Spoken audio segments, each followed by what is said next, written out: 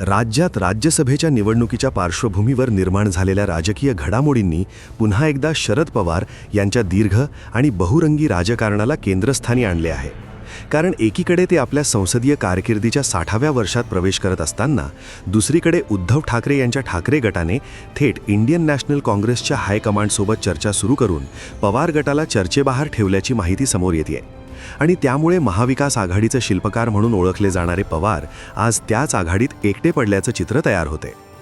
राज्यातील 7 राज्यसभा जागांपैकी 6 महायुतीकडे झुकलेल्या आणि 1 जागा महाविकास आघाडीला मिळू शकणाऱ्या गणितात ठाकरे गटाचे 20, काँग्रेसचे 16 आणि पवार गटाचे 10 आमदार असे मिळून 46चे संख्याबळ असताना सैद्धांतिकदृष्ट्या एक उमेदवार सहज निवडून येऊ शकतो, तरी देखील पवारांचे नाव सर्वसंमतीने पुढे न येणे हे केवळ अंकगणित नसून विश्वासाच्या राजकारणाचा परिपाक मानला जातो. कारण गेल्या 4-5 दशकात पवारांनी वारंवार राजकीय भूमिका बदलत प्रॅक्टिकल राजकारणाचा अवलंब केला असला तरी त्यातून अविश्वासू नेत्याची प्रतिमा घट्ट होत गेली. याची उदाहरणे वसंतदादांचे सरकार पाडून मुख्यमंत्री होण्यापासून समाजवादी काँग्रेस स्थापन करण्यापर्यंत, नंतर पुन्हा काँग्रेसमध्ये प्रवेश, 1999 मध्ये विदेशी वंशाचा मुद्दा उपस्थित करत काँग्रेसपासून वेगळे होऊन राष्ट्रवादीची स्थापना आणि त्यानंतर लगेच काँग्रेससोबत सत्तेत जाणे, 2014 नंतर भाजपला बाहेरून पाठिंबा जाहीर करणे, 2019 मध्ये भाजपसोबत चर्चांच्या पार्श्वभूमीवर महाविकास आघाडीची स्थापना करणे आणि त्याचवेळी पहाटेच्या शपथविधीच्या घटनेतून निर्माण झालेला संभ्रम अशी सलग उदाहरणे देता येतात, ज्यामुळे पवारांची प्रतिमा कोणत्याही क्षणी पलटी मारू शकणारे अशी तयार झाली. आणि आता अजित पवारांच्या बंडानंतर विलिनीकरणाच्या चर्चांनी या प्रतिमेला अधिक खतपाणी घातले. कारण पवार गटातील नेते एनडीएत जाण्याच्या शक्यतांवर उघड बोलू लागले. तेव्हा काँग्रेस आणि ठाकरे गटाने हे महाविकास आघाडीला दिलेला संभाव्य धोका म्हणून पाहिले.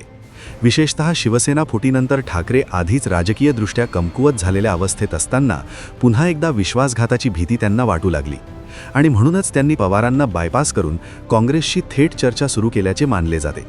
दरम्यान अजित पवारांच्या अपघातानंतर निर्माण झालेल्या सत्ता समीकरणांच्या चर्चांमध्ये विलिनीकरण झाले असते तर जयंत पाटील, सुप्रिया सुळे, रोहित पवार यांसारख्या नेत्यांना मोठी पदे मिळाली असती अशा दाव्यांनी पवार गटाचा हेतू अधिक स्पष्ट झाल्याचे विरोधक सांगतात. पण अजित पवार गटाने एनडीए सोबत राहण्याची भूमिका कायम ठेवल्याने पवारांची दोन्ही बाजूंनी कोंडी झाली. ना अजित गट पूर्णपणे हातात आला, ना महाविकास आघाडीचा विश्वास टिकवता आला आणि परिणामी राज्यसभेच्या निवडणुकीसारख्या प्रसंगी त्यांच्या नावाभोवती अनिश्चिततेचे ढग दाटले. विशेष म्हणजे पवारांनी आपल्या लोक माझे सांगाती या पुस्तकात पूर्वीच्या राजकीय निर्णयांमुळे शिवसेना वाढल्याचे मान्य केले होते आणि आज त्याच शिवसेनेचा ठाकरे गट त्यांच्यापासून अंतर राखताना दिसतो. ही राजकारणातील विडंबनात्मक वळण म्हणावी लागेल.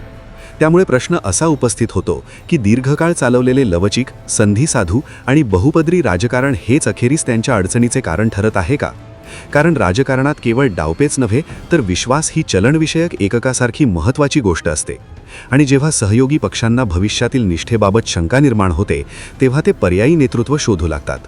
म्हणूनच आज राज्यसभेची एकमेव जागा जिंकण्याचे गणित जुळत असतानाही पवारांना त्या जागेसाठी सर्वानुमते पुढे केले जात नाही. ही बाब त्यांच्या राजकीय प्रवासातील निर्णायक टप्पा मानली जात आहे आणि येणाऱ्या काळात ते पुन्हा एखादा अनपेक्षित डाव टाकून समीकरणे बदलतात की यावेळी त्यांच्या स्वतःच्या रणनीतीच त्यांच्या आड येतात हे पाहणे महत्त्वाचे ठरणार आहे.